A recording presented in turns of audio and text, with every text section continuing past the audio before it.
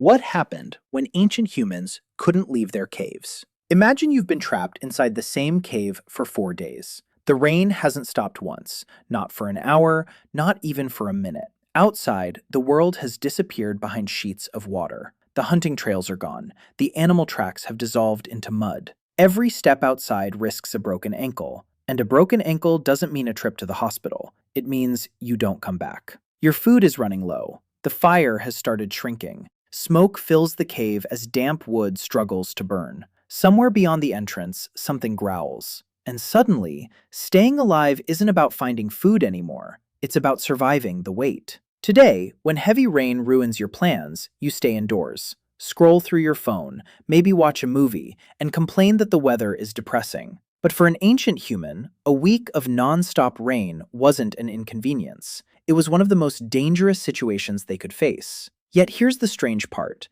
Those long, miserable days trapped inside caves may have changed human history more than the days spent hunting. Because when ancient humans couldn't go outside, they started building the inside. And that's where this story becomes far more surprising than most people realize. The popular image of prehistoric people is almost always the same. A hunter running across an open plain with a spear in his hand, chasing mammoths, fighting predators, constant action. But that's only half the picture. Nature doesn't give anyone perfect weather forever. Sometimes storms lasted for days. Sometimes rivers flooded. Sometimes freezing winds made travel impossible. Sometimes the safest decision was the hardest one: stay inside. For thousands of generations, humans probably spent countless days trapped by weather. And unlike us, they couldn't waste those days. Every hour had to produce something valuable.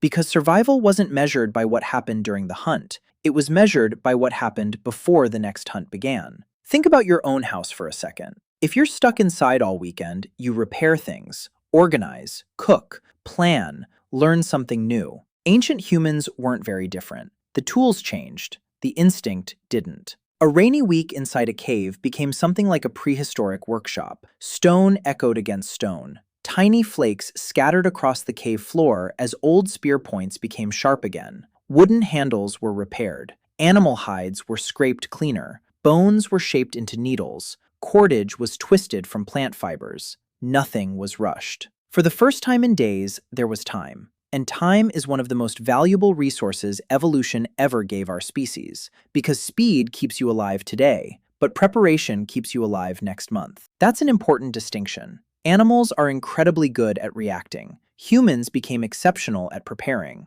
Bad weather accidentally created opportunities for preparation. Every storm forced people to stop running and start improving. Archaeologists have noticed something fascinating. Many prehistoric caves weren't simply places where people slept. They were workshops. Some caves contain thousands upon thousands of tiny stone flakes, each one left behind while shaping blades, spear tips, scrapers, or knives. Not because someone worked there once, because people returned again and again and again. The floor itself became a record of countless rainy days spent making tomorrow easier than yesterday. And once your essential tools were finished, something remarkable happened. People kept creating anyway, not because they had to, because they finally could. That might be one of the greatest turning points in human history. The moment survival stopped consuming every second of the day, the human mind found room for something else: curiosity, creativity, ideas. And those ideas would eventually become far more valuable than any spear ever carved. But there was one object inside every cave that mattered more than the tools: the fire. Losing it during a week of rain could turn a difficult situation into a disaster almost overnight. A fire wasn't just heat. It was dry food, light after sunset, protection from predators, a place where wet clothes could dry, a place where children stayed warm, a place where people gathered. In many ways, the fire wasn't sitting in the middle of the cave. The cave was built around the fire. Imagine watching the flames grow weaker as rain hammered outside. Every stick of wood suddenly became precious. Some people would have searched beneath thick evergreen trees for branches that the rain hadn't reached. Others may have split open wet logs because the wood inside often stayed dry. Nothing was wasted. Every decision mattered. Because if the fire disappeared, finding another one might not be easy. For hundreds of thousands of years, humans became masters at keeping fire alive. But creating a brand new fire from nothing every single time, that was a very different challenge. Some archaeologists believe many ancient groups protected glowing embers instead of risking complete extinction of the flame. One person may have spent hours doing almost nothing except feeding tiny pieces of wood into the fire, watching, waiting, protecting the group's most valuable possession. It sounds boring until you realize everyone's survival depended on that one person. And once the fire was safe, the cave slowly changed. Not into a prison, into a factory. Near the entrance, someone sharpened hunting spears. Further inside, another person scraped animal hides until they became softer and warmer. A few children quietly watched every movement. Nobody called it a lesson, but education was happening anyway. Every strike of stone, every careful cut, every mistake was being copied by younger eyes. Long before classrooms existed, human knowledge was already passing from one generation to the next, without books, without writing, simply by watching. This may be one of the greatest inventions our species ever created. Not the spear, not fire, teaching. Because once knowledge survives the person who discovered it, civilizations become possible. Then something unexpected begins to happen. After hours of repairing tools, people don't stop working. They start experimenting. Someone discovers a better way to tie a stone blade onto a wooden handle. Someone twists stronger plant fibers into longer cord. Someone notices that heating certain stones changes the way they break. Tiny discoveries. None of them world-changing by themselves. But together, they slowly transformed human technology over thousands of generations. This is the part most people never think about. Innovation usually doesn't happen while you're running. It happens while you're sitting, safe, thinking, trying something slightly different than yesterday. And ancient caves gave people exactly that opportunity. The archaeological record reflects it. Inside prehistoric shelters, researchers repeatedly find unfinished tools lying beside completed ones, broken experiments beside successful designs. It's almost like looking inside an ancient workshop where prototypes were left behind. That changes the way we imagine prehistoric life. These weren't people surviving one day at a time without thinking ahead. They were engineers, problem solvers, designers, always looking for a slightly better solution. But eventually, even the tools were finished, the weapons repaired, the hides sewn, the ropes twisted, the children asleep. Outside, the rain still hadn't stopped. So now another question appears. What does the human brain do when survival work is finally complete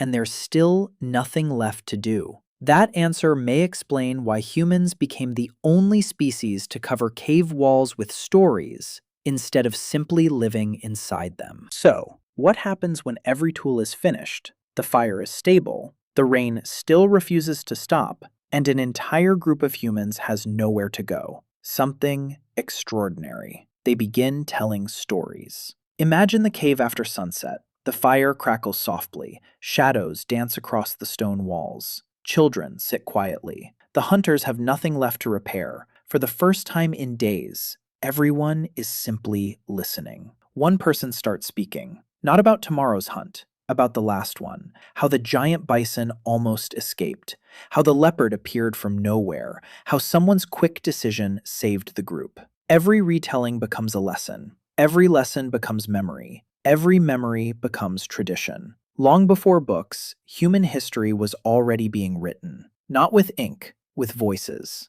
Anthropologists have found that even modern hunter-gatherer societies change the way they talk after sunset. During the day, conversations focus on practical things, finding food, making tools, solving problems. But around the evening fire, everything changes. People begin sharing stories, songs, legends, jokes, ideas. The fire doesn't just provide warmth, it changes the human mind.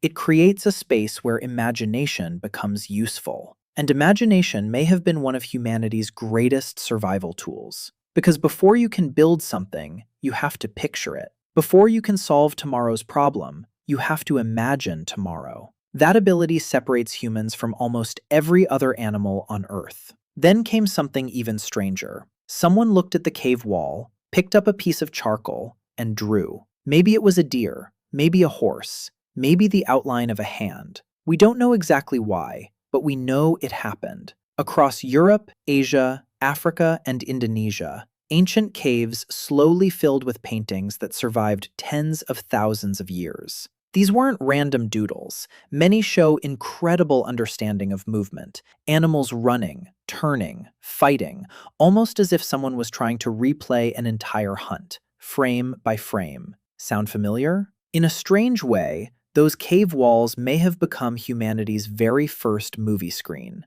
Except instead of pixels, they used stone. Instead of cameras, memory. And instead of electricity, firelight. Imagine those flickering flames making painted animals appear to move across the cave walls. The stories suddenly became alive. The children weren't just hearing history, they were watching it. And perhaps that's the biggest misunderstanding we have about prehistoric people. We imagine they spent every moment struggling to survive. But survival alone never paints pictures. Survival alone never creates myths. Survival alone never invents music. Those things appear only after the immediate danger has passed. Ironically, rain may have created exactly those moments. Every storm forced people to stop chasing food, long enough to build something that lasted much longer than food ever could: culture. Think about everything that probably happened during one long week trapped inside a cave. Weapons improved, clothing was repaired,